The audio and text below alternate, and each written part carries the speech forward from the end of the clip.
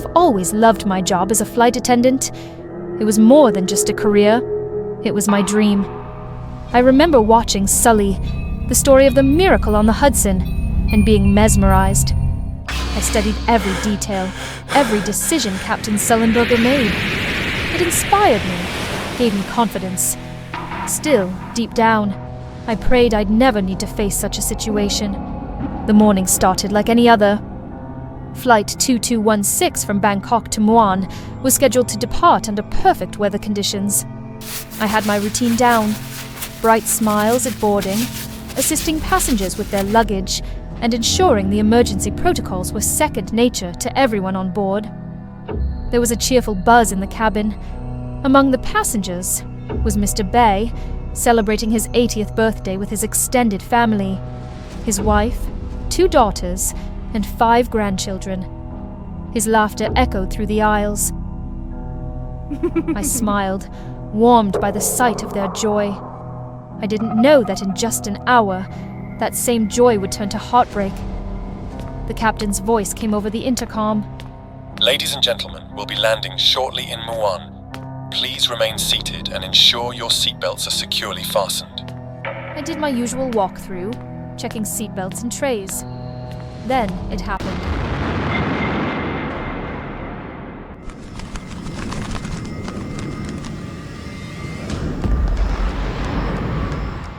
The plane jolted violently.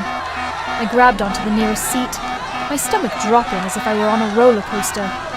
Gasps and screams erupted around me. The cabin lights flickered, and I heard the unmistakable sound of engines sputtering. This is your captain speaking. We've encountered a bird strike, and one of our engines has been compromised. Please remain calm and follow the crew's instructions. A bird strike? I thought of Sully. What did they do? Focus. Follow protocol. My training kicked in. Everyone, stay calm, I shouted. Keep your seatbelts fastened. Head down and brace. The turbulence grew worse. The cabin vibrated violently, as if the entire plane was being shaken by an unseen hand. At 9 a.m., the plane attempted a landing. The ground was so close I could see it through the windows. Hope surged in my chest, until the landing gear failed to deploy. We had to circle back. The captain had no choice but to pull up, keeping us airborne. The plane climbed shakily, groaning under the strain. Inside, chaos reigned. Oxygen masks dangled from the ceiling. We're going to die! I wanted to reassure them too, but what could I say? That we'd be okay? That we'd survive this? Even I didn't believe that anymore. Listen to me. We're not done yet. Trust the captain. Trust us. The words felt hollow, but I needed to believe them as much as they did. Children wailed. Mr. Bay held his family close, whispering reassurances I couldn't hear. Passengers began pulling out their phones, recording shaky goodbyes to their loved ones. Some prayed, while others wept quietly. Mr. Bay's granddaughter clutched her grandma's hand, her wide eyes staring at me as if I held all the answers.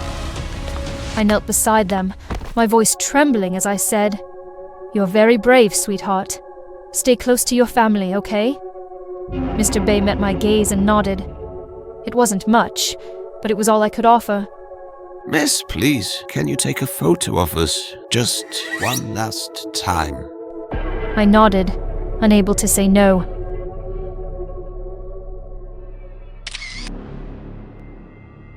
I made my way back to my seat, securing myself. I pulled out my own phone. For the first time, I hesitated. What do you say in your final message? I thought about my mother, her warm embrace and the way she'd always tell me, "You make me proud."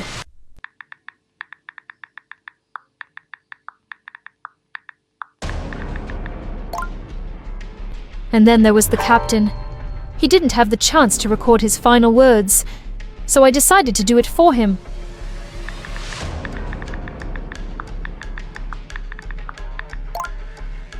At 9:07 a.m., the captain's voice came over the intercom again.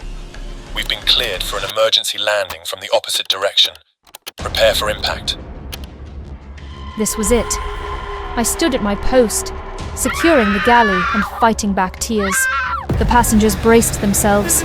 Smoke filled the cabin, and the air smelled of burning fuel.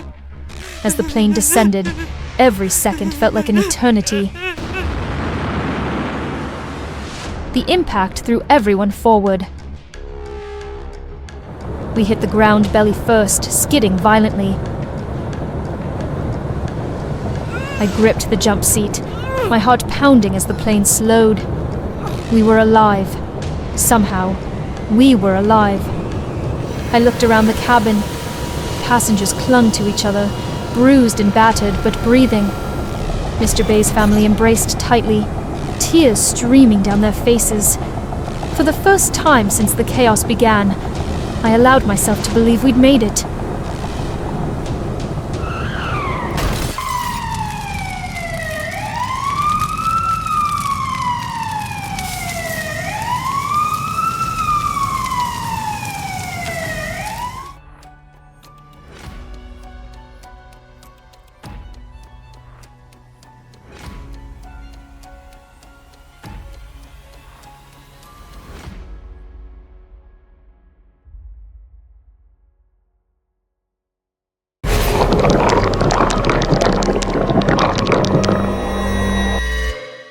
They say the face holds your fate, that certain features can block prosperity or open doors to fortune.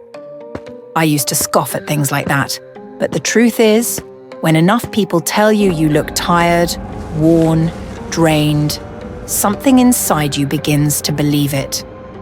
Over the years, I started noticing the stares. Not long, not deliberate, just brief glances that always seemed to settle beneath my eyes. As if the dark circles, the swelling, the heaviness I carried there somehow spoke louder than anything I said. They weren't just eye bags.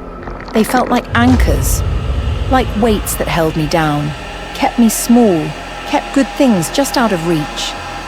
So when I came across the ad, change your features, shift your fortune, eye bag removal, lifetime guarantee, last day of offer. Something inside me responded before I could reason with it, and almost without thinking, I booked the appointment right then and there. The spa was quiet, tucked inside a building I'd never noticed before. Its windows dim, its hallways strangely hollow, as if the place had forgotten how to welcome anyone at all.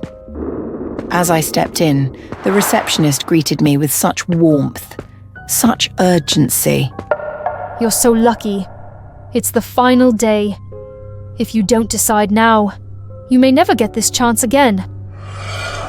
And I, already so tired of second-guessing, just nodded. I told myself it was fine. They didn't ask much, barely anything at all, and before I knew it, I was lying beneath bright lights, the procedure unfolding faster than I was prepared for. I lay back and closed my eyes as they worked in silence. I felt pressure, a tug, the strange sensation of something sliding free beneath my skin. And then it was done. Smooth operation. You'll see the difference in days. And I clung to that promise, hoping it might actually be true. My left eye began healing within 2 days, the swelling reduced, the bruising faded, and I started to believe that maybe this really would change something. But the right eye felt wrong. There was a dull, rhythmic pulse beneath the lid, a pressure that wouldn't subside. By the 3rd day, the area began to itch from the inside, and that night, as I bent over the sink to wash my face, I caught sight of a thin stream of blood curling down my cheek, slow, deliberate, like my skin had started to cry. I pressed gently, trying not to panic, but the pressure was building. Beneath the lid, I could feel something pushing outward, like a fist against silk.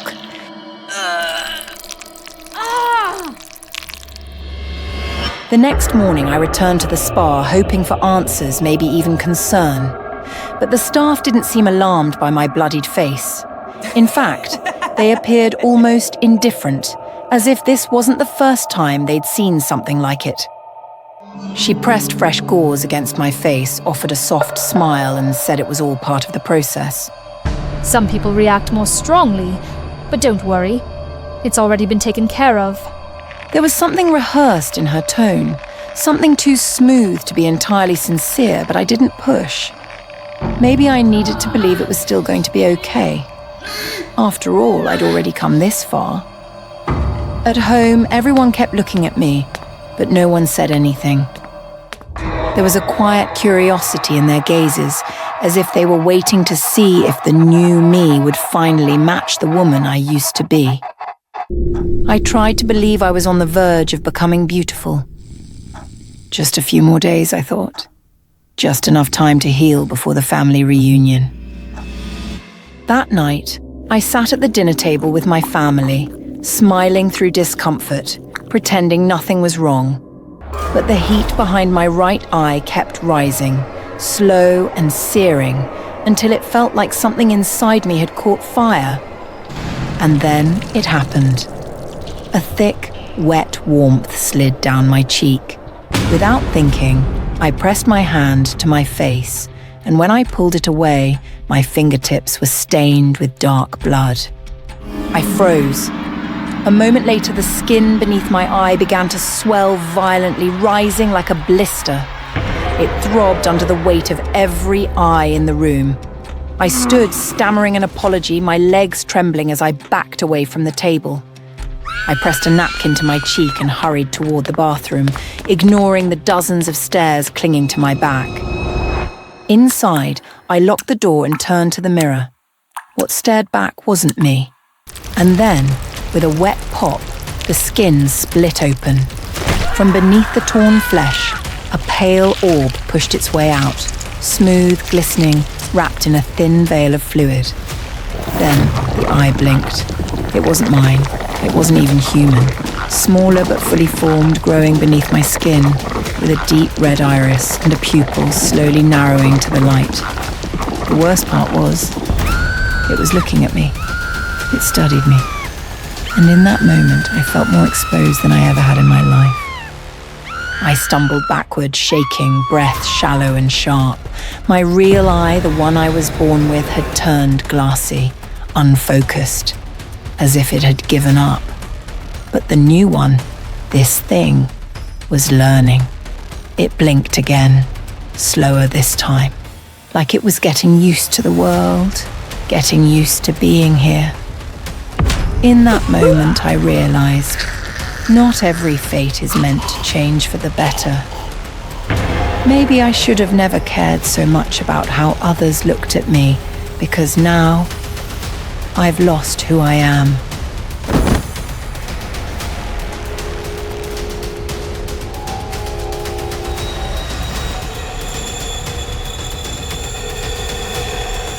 Please be cautious when considering low-cost procedures at unverified spas. These services may pose serious risks to your health, and in some cases, even your life.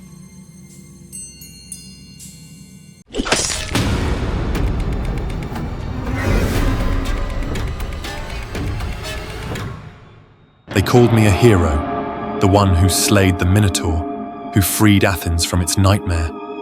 But titles fade. Cheers turn into echoes, and in the silence of the night, the only thing left was a name I had tried so hard to forget.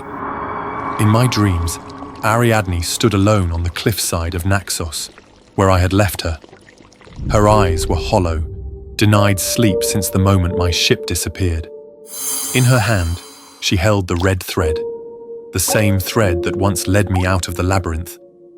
Only now, it was soaked in blood, and next to her feet lay the severed head of the Minotaur.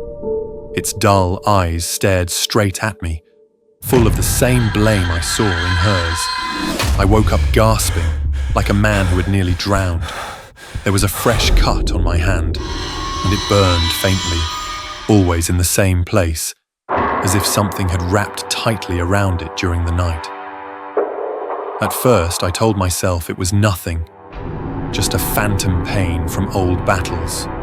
The next morning, I sat among nobles pretending everything was fine.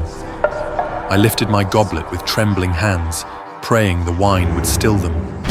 But the moment I drank, something sharp slid down my throat. I coughed, gagged, blood spilled from my mouth.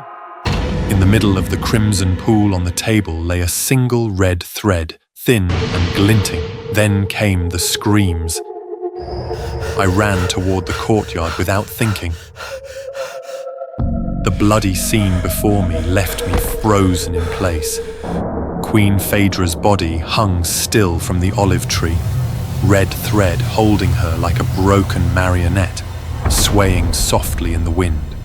Around her, guards and servants lay scattered.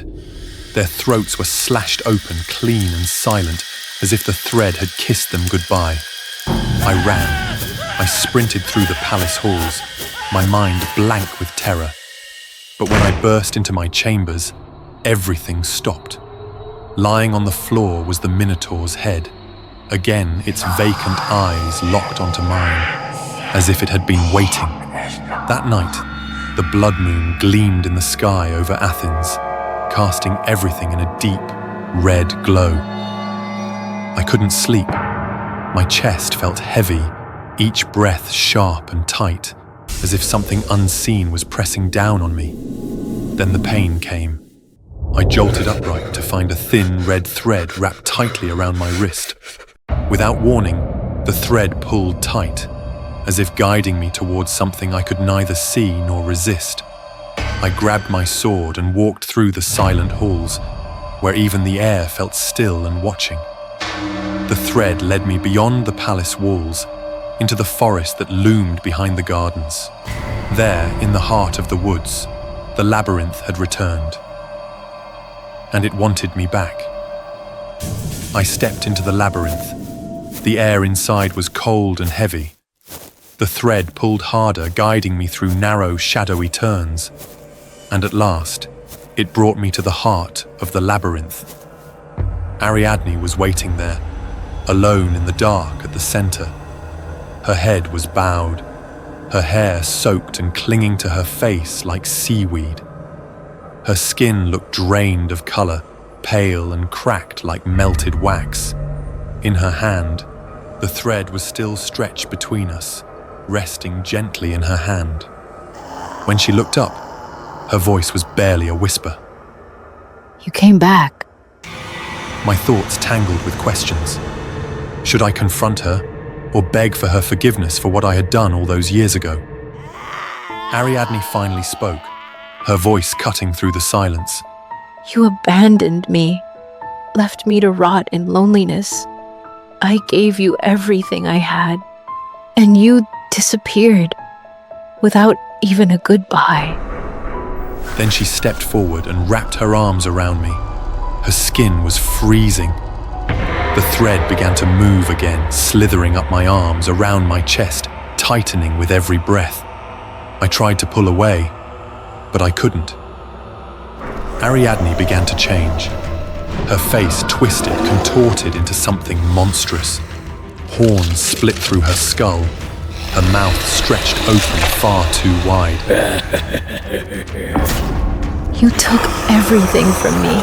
Now, the labyrinth takes you forever.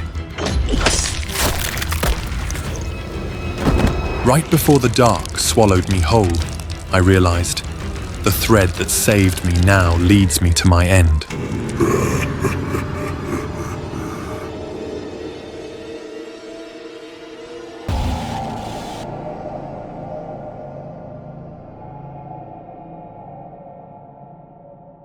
Pixie dust. Want to fly? Then fly.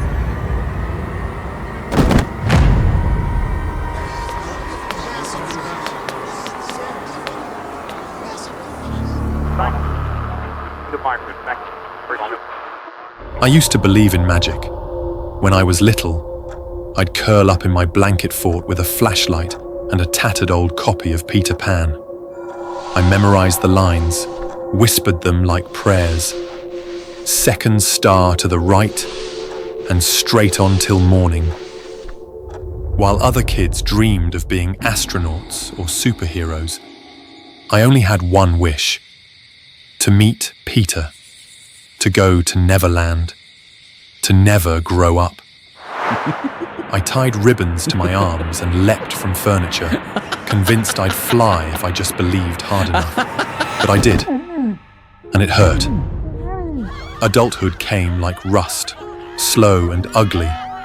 I didn't notice it at first, just the creeping sense that everything I did was hollow, performative, one mask after another. I tried to do everything right: college, office job, smile for the company newsletter, meet deadlines, exceed expectations. But nothing ever felt like mine. I was a child in an adult's skin, mimicking motions I didn't understand. Then last Tuesday, I got fired. Restructuring, they called it. I walked out with a cardboard box and a question I couldn't shake. Is this all life is? I didn't go home. I wandered the city instead, faceless in the rush hour blur. Concrete above, filth below. Lights that never blink. People that never look up. Eventually, I found myself climbing the fire escape of a derelict building, half out of curiosity, half because I didn't know where else to go. That's when I saw him. He stood on the rooftop, barefoot and grinning, looking far too young for a place this old. His hair wild, eyes glinting with something between mischief and madness. Hey, He said, cocking his head. you look lost. I hesitated. Do I know you? His smile widened. Maybe. Something about him felt familiar, like a dream I hadn't finished having. He stepped closer. Tell me something. Do you hate being a grown-up? I opened my mouth, but no words came. He reached into his pocket and pulled out a small glass vial filled with sparkling white powder. Pixie dust. Want to fly? I don't know why I took it. Maybe because I wanted to believe. Maybe because I had nothing else to lose. I sprinkled dust on myself and breathed in. It hit instantly. The city lights melted into watercolors. Gravity forgot its job. My heart was weightless, and I was young again, running barefoot in the rain, laughing without reason. And Peter was there holding my hand, saying, Welcome back. That night, he brought me to Neverland. Not the island from the book, but a broken warehouse lit with string lights and painted stars. A dozen other runaways huddled there, dancing, laughing, flying on the dust. These are the Lost Boys. We don't care how old you are, just how young you feel. Each of them had stories, whispered between hits. A girl who overdosed on Adderall in a locked library. A boy who jumped off a dorm roof and survived. A dancer whose parents never once came to a recital. Here, there were no clocks, no rules, no names, only dust and freedom. And for a while, I was happy. I forgot about bills, deadlines, disappointments. Peter said we didn't need the past, or the future, just now. Just fly. But reality has sharp teeth.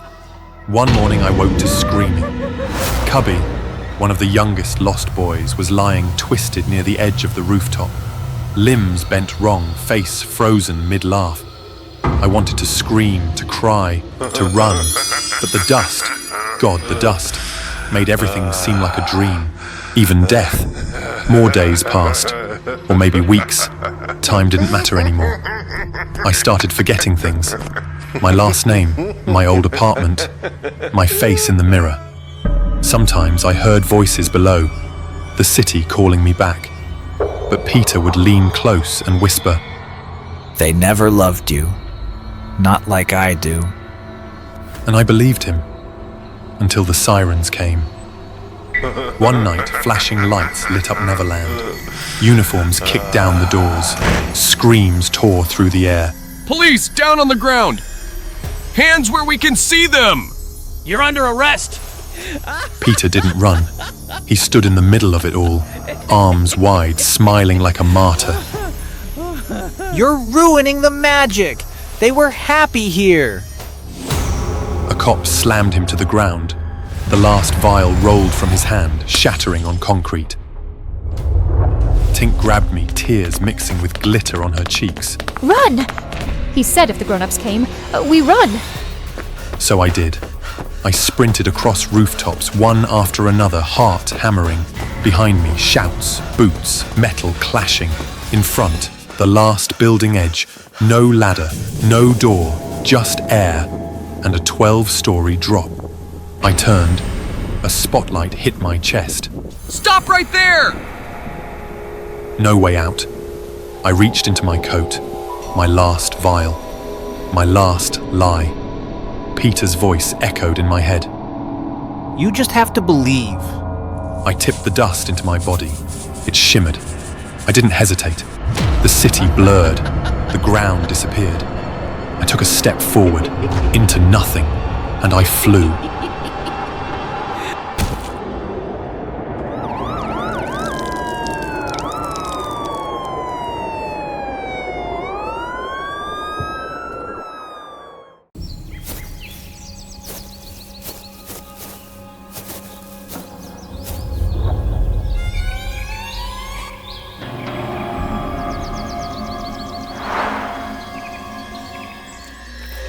When I opened my eyes, I found myself at the long, chaotic banquet table. Teapots were scattered across the surface, surrounded by moldy pastries and piles of cracked porcelain cups, and saucers stacked in no order at all. All around me stood silent figures, unmoving. Each one wore a cracked porcelain mask, frozen in a wide. At the head of the table was a man with a tall, tilted hat perched precariously on his head. His eyes glowed unnaturally bright, and they were locked on me. I'm the Mad Hatter. Welcome to my Mad Tea Party, Alice. He gave an exaggerated bow, lifting his hat with a theatrical flourish. The hat was slick and pale, its surface stitched together with thick, glaring red seams. It looked almost alive, a grotesque patchwork of stolen skin. Then he offered me a cup of tea. Go on, try it. A special blend made just for you, Alice. Every instinct in my body screamed that something was wrong, but under his unwavering gaze, I hesitated, then lifted the cup to my lips and took a sip. The taste was sweet at first, but it turned metallic, sharp, and foul, coating my tongue with the tang of blood. My stomach turned. As I set the cup back down, the Mad Hatter's smile tightened. He raised an eyebrow and said in a voice that was still polite, but now laced with warning, Refusing the host's tea? Wouldn't that be terribly rude? Suddenly, everything around me began to spin. I gripped the teacup tightly, trying not to lose control. Then I looked up, frozen stiff with fear. The guests at the table had taken off their masks. What lay beneath weren't faces. Their skin was sewn together from mismatched patches, stitched in thick red threads like someone had tried to fix them.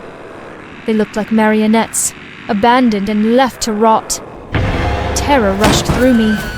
I pushed my chair back and ran, knocking over plates and spilling cold tea as I stumbled away. Behind me, I heard the Mad Hatter yelling, his voice sharp and angry. You're leaving already, Alice? But the party's just begun. I didn't dare look back. I just ran straight into the woods, where the trees closed in like walls. I didn't know how long I ran, but my legs grew weak, my lungs burned, and my head spun. Then I heard it. A slow, steady ticking. Before I could react, something crashed into me. I fell hard to the ground. When I looked up, I saw him, the White Rabbit, dressed in a neat little coat, clutching a pocket watch. And just before the darkness swallowed me, I heard him whisper, No one leaves the tea party, Alice. When I came to, I was back at the tea table. The same lace cloth, the same porcelain teacup, only now The tea inside had turned thick and black, like oil. The guests were gone. Dozens of hats were lined up on the table, as if they had taken their place. And every single one was made of skin. Some were dry and cracked, others were still fresh, soft, almost bleeding. I couldn't look away. Then I felt him right beside me, his breath warm against my cheek. The tea party isn't over. He held out a biscuit shaped like a finger. He laughed softly and opened the sugar jar. Inside, instead of sugar cubes, there were eyes, cloudy, glassy, some still glistening wet. I wanted to scream, but all that came out was a whisper. Where are the others? They didn't make the cut, but you're different. Just look at your skin. So smooth it feels like silk. The perfect material for my final masterpiece. He picked up the leather hat with care, treating it like a prize, blood dripping steadily from it as he swayed gently, humming a broken, eerie song. And that's when it started. An itch crawled across my cheek, then burned. I touched my face. My fingers came away bloody. A piece of my skin had peeled off. He noticed. His hand shot out, snatching it from mine with glee. He pressed it to the hat with trembling delight, cradling it like a gift. I screamed and ran. Behind me, his laughter rang out, sharp and lilting, like a song that wouldn't end. It chased me through the trees, a sound too gleeful to belong to anything human. Then I caught sight of that familiar rabbit, hiding at the base of the tree. Maybe it knew the way out. I staggered toward the place where it had taken cover. Its fur shook, and its wide, terrified eyes were fixed on the ticking clock in its paws. No time left. No more time. No more time for what? But before it could answer, he was there. The Mad Hatter snatched the rabbit up like a toy. It kicked once, then froze. You had one job! Then, without hesitation, he skinned it in a single fluid motion. The white fur, now streaked with red, was tossed over his shoulder like a shawl. He turned to me. But it's all right. You're still here, my perfect guest. And tonight, you'll help me craft the most beautiful hat this world has ever seen. None of it made sense. No, I had to wake up. I had to get out of this nightmare. It felt like it was finally over. Or maybe it had only just begun.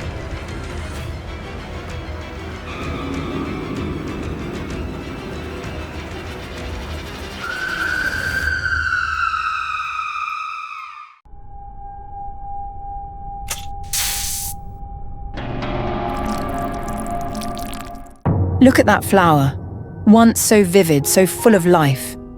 Now its petals hang limp, its colours fade. No matter how radiant it once was, it couldn't escape time, just like me. I used to be a beautiful young woman, the kind people turn to look at. But now I'm just an overweight middle-aged woman, my body weighed down by rolls of fat I can't hide. Every time I scroll through social media and see all those slim, glowing girls, jealousy creeps in. If only I could have my old body back. I had tried everything, fasting, diet pills, juice cleanses, but nothing ever seemed to work. Still, I refused to give up.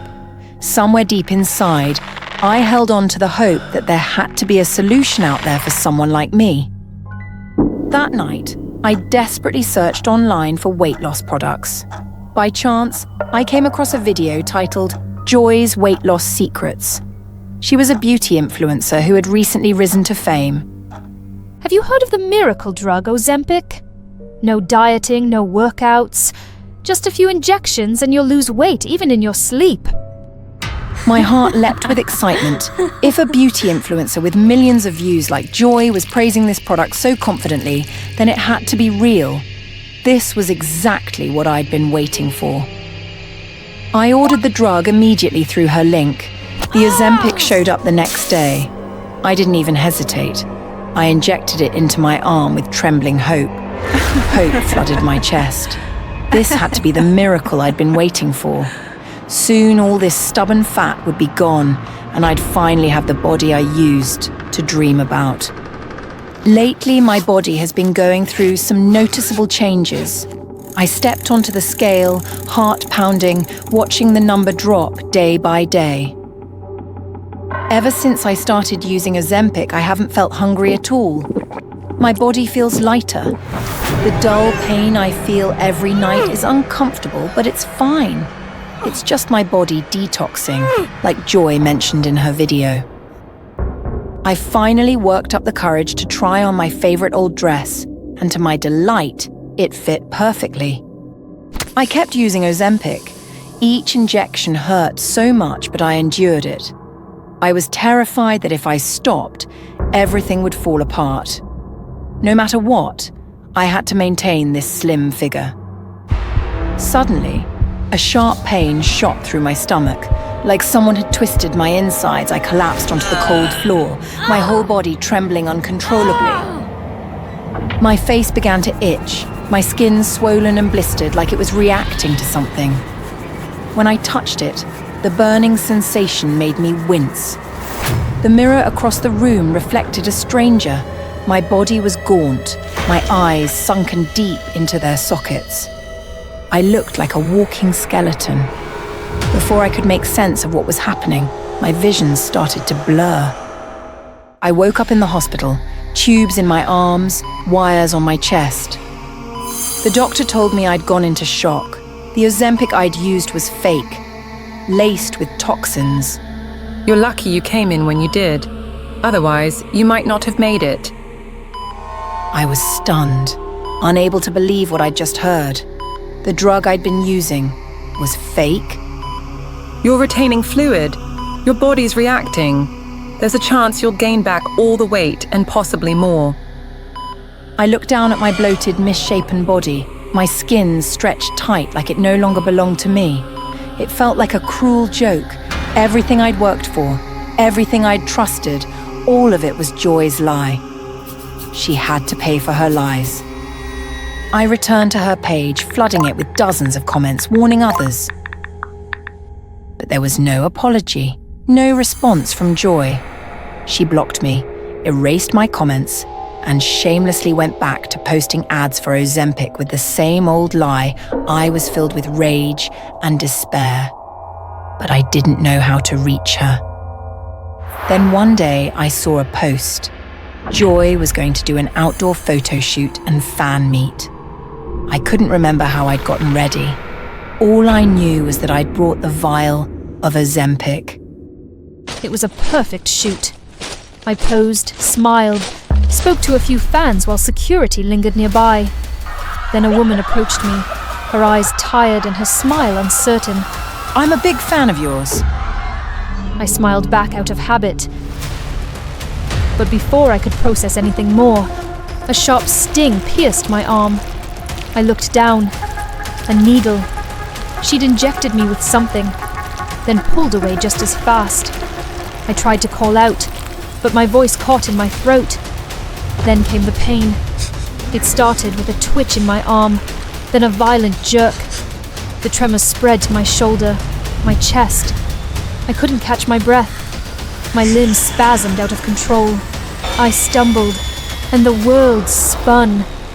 My skin felt tight, like it was shrinking, peeling back. I looked at my hands.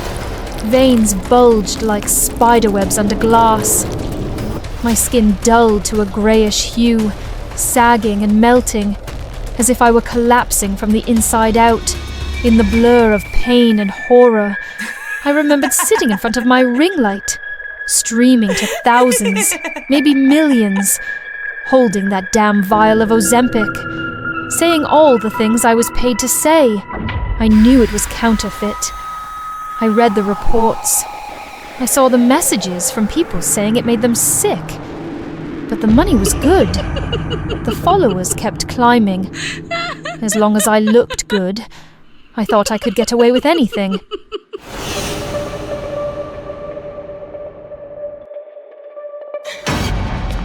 This is the price of your lies. Now my body was paying the price. It couldn't end like this. This had to be a nightmare. I had to wake up. I had to escape. You think you can mess with me that easily? Keep dreaming.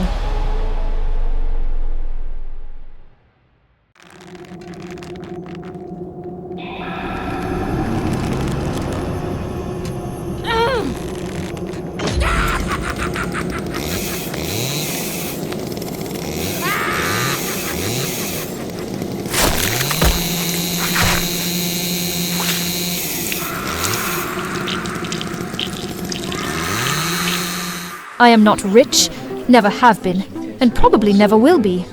But I know how to survive. That night, I went to the birthday party of some university rich kid whose name I can't even remember, wearing borrowed and patched up clothes. And cheap things don't last long. My shoe heel broke.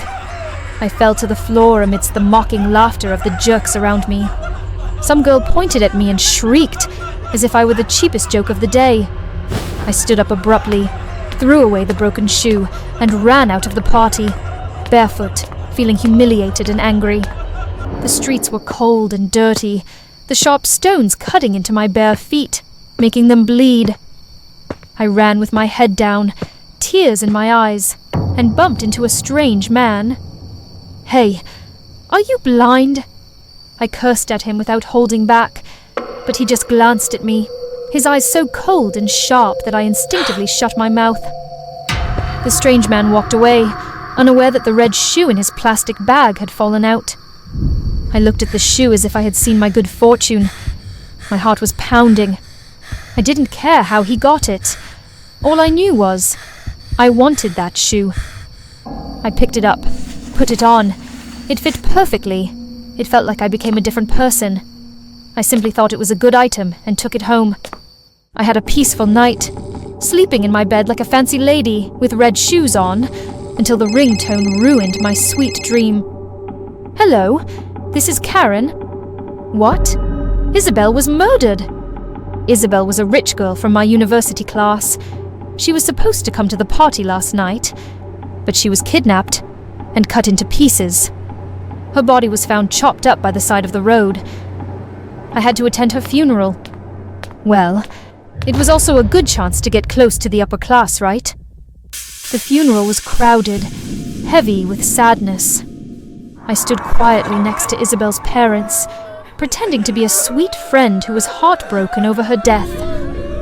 Suddenly, my feet started to feel hot, like some invisible force was pulling me forward. In the blink of an eye, I stumbled toward a man in the weirdest way. My dress flew up, showing off the bright red shoes. I could hear people whispering about my shoes, saying I was disrespectful. Embarrassed, I tried to stop my legs and stand straight. I pulled my dress down to cover the shoes, but they kept glowing red, still trying to move my feet. Was there really something wrong with them? After the funeral, I walked home alone. The shoes were quiet again, just like normal shoes. Then suddenly, the heat came back. The shoes woke up again. It felt like the shoes were getting stronger. They spun me around so hard I had to grab a street sign just to stay upright. I stomped my feet down as hard as I could, trying to stop them. I didn't care what they were. Whatever it was, they really pissed me off.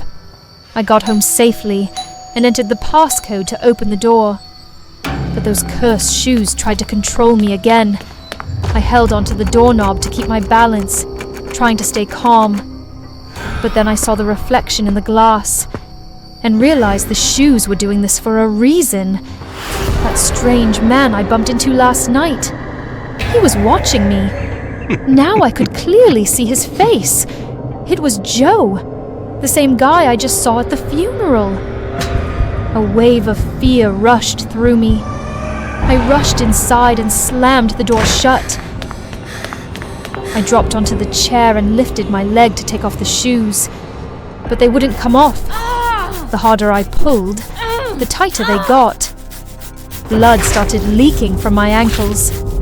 I screamed and grabbed my phone, trying to search for a way to remove the shoes. But just as I opened Google, the first news headline made my heart stop. That outfit, the man I saw last night and the one following me, it's him. My whole body went cold. Then, I heard the sound of someone entering the door code. The red shoes started dragging me toward the killer again. I had completely lost control of my legs. With all the hatred and determination I felt from the shoes, there was only one explanation. These shoes belonged to Isabel. And somehow, her soul had entered them, and she was trying to get revenge.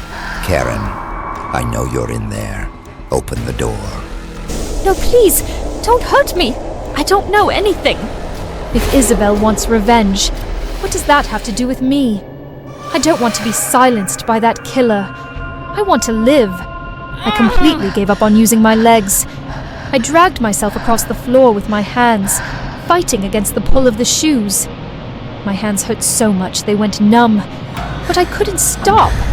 The killer was getting closer. I crawled to the mirror, pulled it down, and smashed it. I grabbed a shard of glass still stuck to a piece of wood. The shoes were still squeezing my feet, like they were trying to eat me alive. I had no choice. I had to tear these shoes off my body no matter what. The door burst open, and the red shoes, with my feet still inside, flew straight at the killer like a bullet. But Joe walked into the room without flinching. I saw him raise the axe, and the shoes, along with my bloody feet, were chopped into 4 pieces. I heard Isabel's voice, screaming in rage. I crawled backward, reaching out in despair. But Joe just walked toward me, dragging the axe across the floor. Screech! Screech! Screech! I cried. I begged. I screamed for someone to save me. But no one came. People come to tattoo artists looking for symbols of love, loss, rebellion. They come for permanence, for control. But me, I inked my own destruction. It started after the accident. They said I was unconscious for 3 days. Motorbike wreck. I don't remember much. Just blackness like being sunk under miles of ocean. When I woke up, everything felt sharper. The world hummed with an unnatural stillness, like something was waiting. The first time it happened, I thought it was a coincidence. I doodled a shattered clock on my left wrist.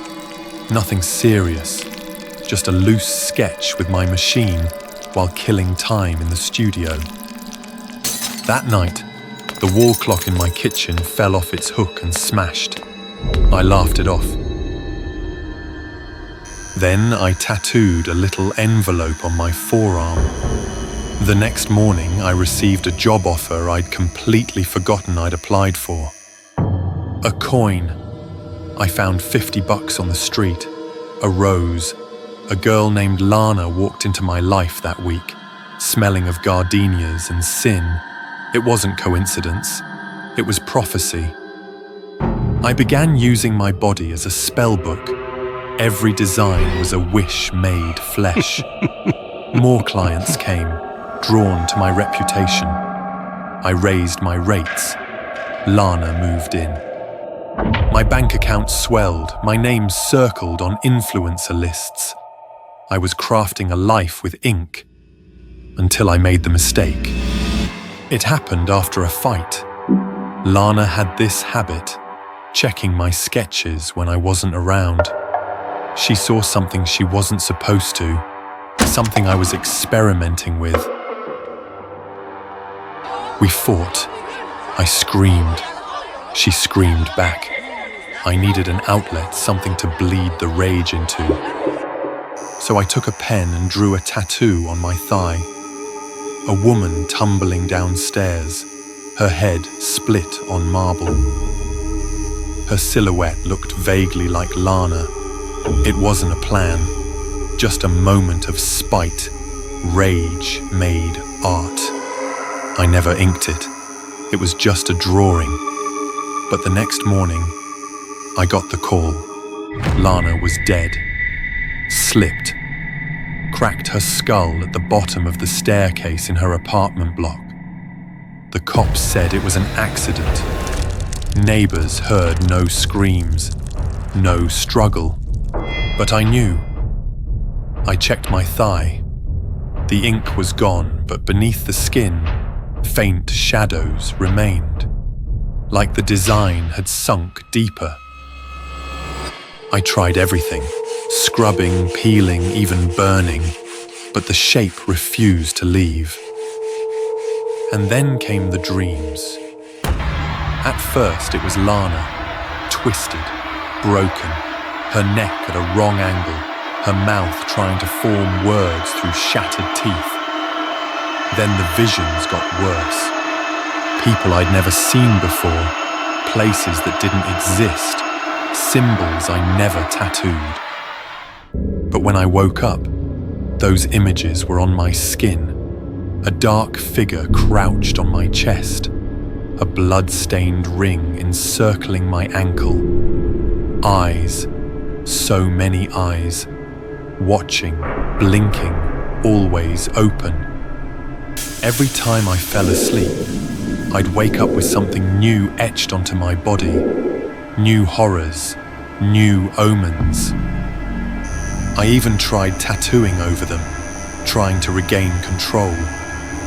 My machine buzzed, the ink flowed, but the marks bled through.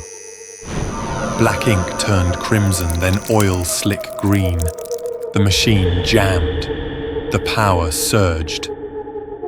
I swear, my skin hissed when the needle touched it. And then the moving started. Yes, moving. I caught my reflection one night in the bathroom mirror. My shirt was off. The black silhouette on my chest, the one shaped like a man, was breathing. Its shoulders rose. Its head turned just slightly toward my face. I screamed and backed away. The thing didn't vanish. It pressed closer to the surface. I stopped going outside. I stopped sleeping. The marks on my body had become a living record of my sins, dreams, and fears. My skin wasn't mine anymore. It was a canvas for something else, something older, hungry. I tried laser removal next, a back alley clinic with no questions asked. The technician zapped the first mark, an eye on my neck, and immediately started convulsing. His eyes rolled back. Blood streamed from his ears. He dropped dead mid-treatment. I didn't go to the hospital. Who would believe me? Now, every night, more appear. Things I didn't draw. Things I didn't even think. Once I saw my childhood home on my ribs, burning. I called my mother in a panic. She didn't answer. 2 days later, I got the news. Electrical fire. She didn't make it. It hit me then. The tattoos weren't just prophecy anymore. They were creation, not only predicting but enforcing, turning my subconscious into a curse. I started to wonder, if the ink creates reality, could it also end it? So I tattooed a gravestone on my chest, carved with my name. Underneath it, "Here lies the last prophet." I thought it would kill me, release me. Instead, it made things worse. That night, I dreamed of a grave, but I wasn't in it. Something else was. something that opened its eyes in the dark and crawled out. The next morning, my nightmare blinked before I did. My tattoos twisted and smiled, and then I heard the voice, rasping, low, like a whisper between bones. You thought you were the artist. You were just the skin. Now I barely sleep. I shave my head, trying to catch new marks early. They still come, faster, more violent. Symbols of death, rot, rituals I've never seen. I think something else is writing through me now, taking what's left of my mind and mapping it onto flesh. I'm no longer the only one marked. My clients from the early days, those who got lucky tattoos, they're dying. Their skin rejects the ink. It peels, screams. One woman tried to scrape hers off with a cheese grater. Another drowned herself in black ink. It's spreading. I wanted control, wanted meaning. Now I'm covered in it. Truths I was never meant to see, never meant to speak. If you're reading this, if someone ever offers you a tattoo of fate, don't take it. Don't even think about it.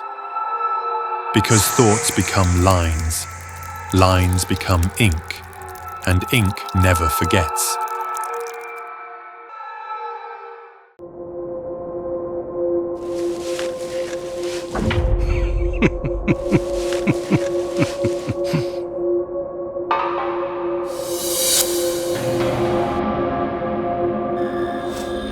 Life felt like a luxurious dream, each whim effortlessly satisfied by the wealthy men, enchanted by my youthful charm and beauty. Being a sugar baby had its perks: exclusive apartments, designer dresses, first-class vacations, and extravagant gifts. I was admired, pampered, and envied. And whenever a patron failed to fulfill my increasingly lavish desires, I moved swiftly and effortlessly onto the next, my heart untouched, my conscience clear. This time, my target was Kurt, a celebrated fabric collage artist, renowned for transforming simple cloth into mesmerizing works of art. He was a man whose immense wealth far surpassed that of anyone I had ever been with. But more than just buying me expensive things, he spoke to me as if I was something rare, something precious. Jess, you're my muse. I want to show you something no one else has seen. My sanctuary. Come with me to Paradise Island. The name itself thrilled me. I imagined private beaches, candlelit dinners, a sun-soaked villa filled with art and opulence. Giddy, I told my best friend about it that same night. Her reaction, however, was not what I expected. She asked, her voice hushed. Are you sure this is a good idea? I've heard weird things about Kurt. Girls who dated him before. They just disappeared, deleted their socials, cut off everyone. I laughed it off. Who wouldn't want to disappear from social media when they're actually living it up in some lavish mansion? Ignoring my best friend's warnings, I decided to go with Kurt. The yacht ride to the island filled me with anticipation. And when we finally arrived, I was left almost speechless. The lavish old mansion rose majestically from the lush greenery, like something pulled straight from a dream. It was beyond anything I had imagined. I didn't see the way Kurt watched me from behind, not with affection, but with something colder, more calculating. Inside, the mansion was filled with fabric portraits, hundreds of them, each one a depiction of a woman, crafted from layers of different textiles that somehow captured the unique beauty of every face. They looked startlingly lifelike. I had no idea what kind of fabric Kurt used, but it looked uncannily like real skin. Drawn by curiosity, I stepped closer to one of the pieces and instinctively reached out to touch it. Please don't. They're very special to me. I lowered my hand, offering a polite smile. They're stunning, They almost look real. That's because they are. I assumed he meant emotionally real, artistically compelling. I didn't question it. The first few days were bliss. Sunbathing, drinking wine on the terrace, long conversations about beauty and inspiration. But then, little things began to unsettle me. While swimming in the pool, I spotted an earring lying at the bottom, delicate, old-fashioned, and completely out of place. At night, I heard tapping on my window, and once when I pulled back the curtains, there was the faint imprint of a hand, smeared and ghostly, pressed against the glass. In the bathroom, the water sometimes ran black for a second before turning clear again. I told Kurt. He smiled calmly. Old plumbing, tropical animals. Nothing to worry about. But I was worried, more than worried. I wanted to leave. Just let me finish your portrait. One more day. Then I'll take you back. That night, I dreamed of a woman crawling toward me on all fours, her body twisted, her face missing. She whispered something that chilled me even in sleep. Get out! Before he gets you too! I woke up in a cold sweat and packed my bags. I didn't care about the painting or the promise of paradise anymore. I just wanted out. Everything felt terrifying. Nothing about this place was normal. As I crept through the darkened hallway, the portraits on the walls seemed different. Their eyes followed me. Their expressions, once serene, were now pleading. I paused in front of a new painting, one I hadn't seen before. The girl was young, beautiful, her mouth slightly parted like she wanted to scream. It smelled wrong, like rust and something sweet rotting underneath. I reached out despite myself. The canvas felt soft. A lock of real hair fluttered to the ground. The painted skin peeled at my touch, wet, red, and warm. I screamed. Then Kurt was there. Where are you going, Jess? Your portrait isn't finished. I turned and ran. I slipped through the nearest door, not caring where it led. All I knew was that I had to get away from Kurt. Every cell in my body screamed that something about him was dangerously wrong. The room was littered with scraps of fabric, but they weren't just ordinary cloth. They had fallen from what was left of bodies. I looked down and saw her, a girl my age, her eyes wide open and unblinking. Her skin had been peeled away in strips, revealing raw muscle and exposed bone. Beside her, her hair was tied neatly in a ribbon, like a prop. Realization crashed over me, shattering every illusion I'd held dear. Kurt hadn't simply immortalized beauty on canvas. He trapped it cruelly within layers of paint, flesh, and agony. All those silent, beautiful girls, forever frozen, were now masterpieces on his walls. Kurt stepped into the room, holding a knife and a sewing needle. He walked to the body and began to work, gently applying her flesh to a canvas, humming as if lost in thought. She was lovely, but you, Jess, you'll be the masterpiece. He looked at me with admiration, not malice, as if he truly believed what he said. You should feel honored to be remembered forever, to never fade. I backed away, hands shaking. My scream rose and was swallowed by the thick, silent walls. No one knew I was here. No one would come looking.